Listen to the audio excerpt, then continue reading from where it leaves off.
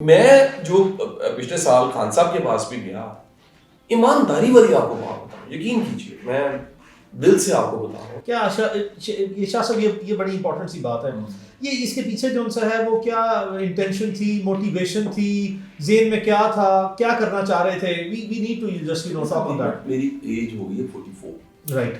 40 کے بعد نا میری نیت تھی کہ یار میں اپنے کام کے اسکیل کو بڑا کروں. بالکل ٹھیک ہے.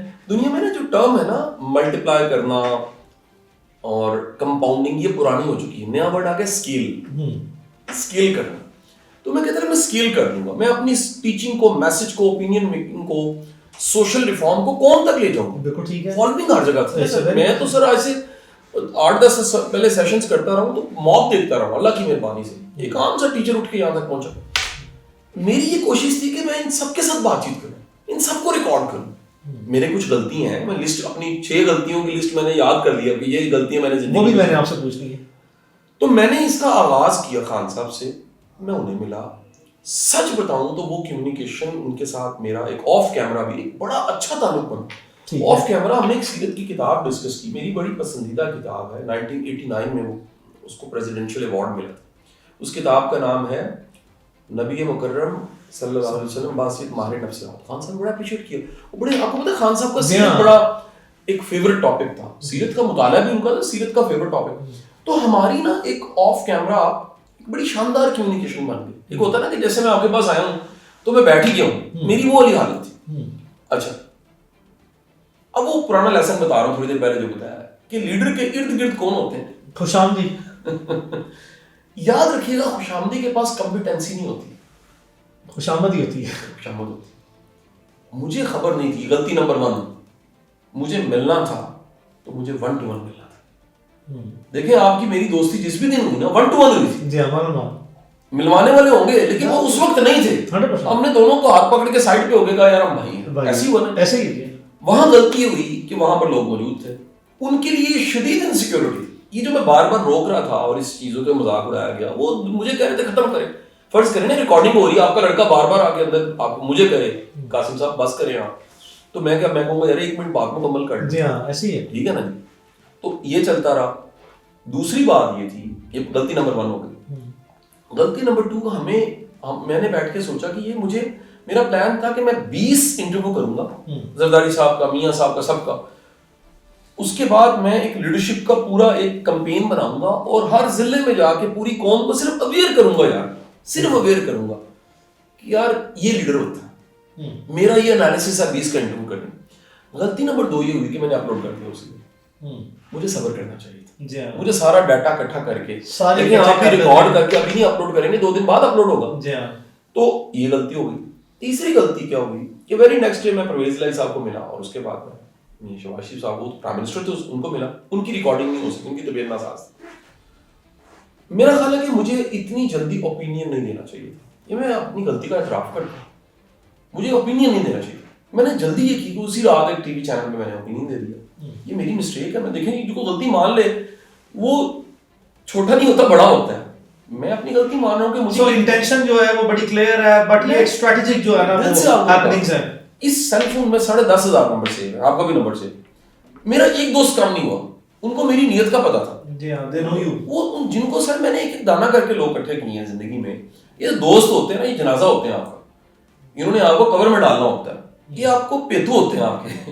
جتنا آپ کو آپ کا بڈی جانتا ہے نا کوئی نہیں جانتا. جتنا آپ کو بیگم بچے جانتے ہیں آپ کے کوئی نہیں جانتا. اور اتنا جو ایک مشکل وقت میرے پہ آیا، اتنی ٹرالنگ، کیونکہ دیکھیں 3 چیزیں ایسی تھی اس وقت. میں گنواؤں گا غلطیاں اور مزید رہ گئی. 3 چیزیں مجھے پتا تھیں جس سے میری بچت ہو گئی. نمبر 1 سب سے پہلے تو ایمان تھا کہ یا باری تعالیٰ میں تو تیرا بندہ ہوں اور میں نے تو کوئی اگر میں نے کچھ کہہ بھی دیا ہے. کیا کہا میں نے خان صاحب کے بارے میں 3 باتیں کہی تھیں. کیا وہ وقت نے ثابت نہیں کی؟ سر میں آپ سے پوچھتا ہوں کیا وہ ثابت نہیں ہوئی؟ نمبر 1 میں نے کہا خان صاحب کے قریبی لوگ ٹھیک نہیں ہیں. کیا چھوڑ نہیں گئے؟ آج کے تناظر میں دیکھوں تو سر یہ میں نے پہلے بھانپ لیا. میں نے ان کے رویے سے بھانپ لیا. اگر میں آپ یہاں پر نہ ہوں یا میں دروازے سے ادھر پہنچوں اور آ کے آپ کو فیڈ بیک دوں کہ علی بھائی آپ کے سٹاف کے لوگ ٹھیک نہیں ہیں، تو یہ کوئی جرم تو نہیں ہے. نہیں، آپ نے جو محسوس کیا وہ آپ نے بیان کیا. نمبر 2 میرا کہنا یہ تھا کہ جو درگزر اور معافی ہے بہت ضروری ہے. ہمیں بڑی چیزوں کو سر دنیا میں جنگ عظیم ختم ہو گئی ہے ٹیبل ٹاک پہ. تو پاکستان کے مسئلے کیا مسئلے ہیں؟ کوئی مسئلہ نہیں. 4 ارب بندہ مار گیا, 4 کروڑ سوری بندہ مار گیا, 2 کروڑ بندہ مار گیا جنگوں میں. وہاں پر صلح ہو گئی, 65 پہ صلح ہو گئی, 71 پہ صلح ہو گئی, آپ کارگل پہ صلح ہو گئی. یہ کیا چیز ہے؟ کچھ بھی نہیں ہے, پیٹی چیزیں. یہ میرا دوسرا میسج تھا. تیسرا میسج یہ تھا کہ ریجیڈیٹی سولوشن نہیں ہوتی, آخر کار مفاہمت کے ساتھ. اچھا یہ جو میں نے یہ تیسری بات کہہ رہا ہوں نا, کیا یہ خان صاحب نے خود نہیں بعد میں کہا یار میں ادھر نیلسن منڈیلا اور یہ ساری باتیں کر رہا ہوں, یہ باتیں بعد میں ویڈیو بھیج دیتا ہوں, یہ میری ڈیٹو باتیں خان صاحب نے 3 ماہ بعد خود بھی کہی ہیں کہ میں تو چاہتا ہوں کہ یار کچھ سنے, کو بات کریں میرے ساتھ. تو ٹائم آؤٹ ہو گیا, ٹائم آؤٹ ہو چکا تھا. وہ جو ٹائمنگ تھی نا, جیسے میں اپنی غلطی مان رہا ہوں کہ میری ٹائمنگ غلط ہو گئی, سر وہاں ٹائمنگ آؤٹ ہو چکی تھی. یہ پہلے کا کام تھا. شاید میں اس وقت میں آخری کنکر تھا, میں آخری وہ بچہ تھا جو کہہ رہا تھا رک جاؤ رک جاؤ رک جاؤ رک جاؤ, طوفان آنے والا ہے. طوفان آ گیا. کس کا نقصان ہوا؟ میرے ملک کا نقصان ہوا. تو غلطیوں میں پھر ایک غلطی یہ تھی کہ شروع میں نے جواب دینا شروع کر دیا. جب یہ ٹرالنگ سٹارٹ ہوئی, اس کی اینگلنگ ہوگی نا, ٹرالنگ کی ڈیفینیشن سمجھنے کیا ہے میڈیا کی زبان میں, سادہ زبان, کہ کسی بھی چیز کا ایک اینگل بنا کے اس کو اتنی بار ریپیٹ کیا جائے کہ جھوٹ سچ لگے. ہر چیز 3-4 جو میسج ہے وہ ٹرالنگ کی شکل میں چلے. ایک تو میں نے الحمرہ جوائن کیا تھا, میں واضح کر دوں یہ آن کیمرہ کہہ رہا ہوں کہ جب کیئر ٹیکر گورنمنٹ آئی ہے تو مجھے جو آفر تھی وہ منسٹری کی تھی. میں نے خود ریکویسٹ کی, یہ میری ریکویسٹ تھی محسن نقوی صاحب کو کہ مجھے آپ منسٹری نہ دیجیے. اول تو میں آنا نہیں چاہتا, میں مصروف بندہ ہوں اپنے کاموں میں. انہوں نے کہا نہیں, کیئر ٹیکر سیٹ اپ ہے تو آپ, ہم چاہیں گے کہ کوئی نہ کوئی آپ ذمہ داری لے لیں. میں نے کہا جی مجھے آپ کوئی آرٹ اینڈ کلچر کی دے دیں, ایجوکیشن نہ دیں مجھے آپ کوئی اور نہ دیں, ایسی جو ہائر ایجوکیشن نہ دیں, مجھے آپ دے دیجیے آرٹ اینڈ کلچر میں الحمرہ دے دیجیے, چھوٹا سا ایک پورٹ فولیو. سب سے بڑی بات اس کی کوئی تنخواہ نہیں ہے, اس میں کوئی, دیکھیں منسٹر پہ بڑا پریشر ہوتا ہے. میں نے کہا اس میں کوئی پریشر بھی نہیں ہے, ایسا اسائنمنٹ بھی بڑی نہیں ہے. تو پہلی اینگلنگ یہ تھی کہ جی جاب کی ہے اور 7.5 لاکھ روپے تنخواہ ہے اور پرکس ہے. سر جا کے ریکارڈ میں چیک کر لیں, الحمرہ کے چیئرمین کی تنخواہ ہوتی نہیں, ایک اعزازی سیٹ ہے, آنری سیٹ ہے, اور اس کا جو منتھلی اس کو ملتا ہے اس آفس کو وہ 75,000 روپے ٹی ہے. جس دن میں نے 8 ماہ بعد ریزائن کیا تو میرے اکاؤنٹس کے لڑکوں نے ٹوٹل کیا, آخر لکھ رہے ہوتے ہیں, تو پتہ لگا کہ -11 لاکھ تھا. میں نے 11 لاکھ الٹا خرچہ ہوا, کسی کی پاکٹ منی, کسی کا بچے کا فیس, کسی کا علاج, کسی کا کچھ. یعنی آج بھی میں الحمرہ جاتا ہوں, میرے ساتھ جائیے, میں دعوے سے کہتا ہوں میرے پاس سافٹ پاور ہے, ریزائن کر چکا ہوں, لیکن وہ جو گارڈ ملازم ڈرائیور سارے جو مجھے ملنے چمٹ جاتے ہیں, وہ لو ہے جو میں نے وہاں سے کمایا. دوسری ٹرالنگ یہ تھی اسٹیبلشمنٹ نے لانچ کیا. سر اس میں تو بڑے بڑے صحافیوں نے پروگرام کر دیے. میری گزارش یہ ہے یار, اگر اسٹیبلشمنٹ نے لانچ کیا ہوتا تو اتنا کچا بندہ پکڑنا تھا. ایک لمحے سوچے نا سر کہ میں اس کو کیسے مان جاؤں کہ اسٹیبلشمنٹ نے لانچ کیا, کہ مجھے کوئی بینیفٹ ہی مل جاتا, میرے ٹیکس کی سب چیزیں اٹھا کے دیکھ لی جائیں, میں نے جو کچھ بنایا, یہ بیچا, یہ خریدا, میں نے ٹیکس دیا ہے, میرے پاس کوئی میری ایک ٹرانزیکشن ایسی نہیں ہے, یا میرے پاس کوئی 1 روپیہ ایسا نہیں ہے جو میں کہوں کہ جی کوئی غیر ضروری ہے یا کہیں سے آ گیا, یا میرے کو باہر کے ملک میں کوئی جائیداد پڑی ہو, کچھ بھی نہیں. یعنی کوئی بینیفٹ, یار کس کا, میری تو کل کائنات ہی یہ تھی نا, ایک شیشے کا محل میں نے بنایا تھا. تو میں اب یہ اس کو توڑوانے کے لیے پیچھے لگتا کسی. تیسری بات, تیسرا اینگل یہ تھا کہ میں نے کسی کو ٹھیک کہا ہے اور کسی کو غلط کہا ہے. بھائی میں آج آپ پورا تھیسس دے چکا ہوں کہ سب ٹھیک بھی ہیں اور غلط بھی ہیں. دیکھیں اس کا یہ مطلب تو نہیں ہے کہ جس شخص کے ساتھ پولیٹیکل آئیڈیالوجی ہے یا جس کے ساتھ پولیٹیکل ایفیلیشن ہے وہ شخص غلط نہیں ہو سکتا, وہ کوئی بالکل ایک ایسا مومن ہے جو کہ ایک مجسمہ ہے جس پہ کوئی بات نہیں ہو سکتی. یہ تو ویسے ہی بڑی منفی سی سوچ ہے.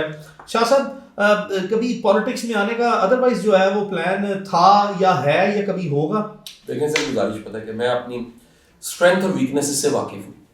میں ووٹ نہیں اکٹھے کر سکتا, یہ میرا فالٹ ہے, میرے مزاج میں نہیں, میری پرسنالٹی ٹائپ ایک پولیٹیکل, میرے اندر پولیٹیکل جینیس نہیں, یہ بھی میرا فالٹ تھا اس میں.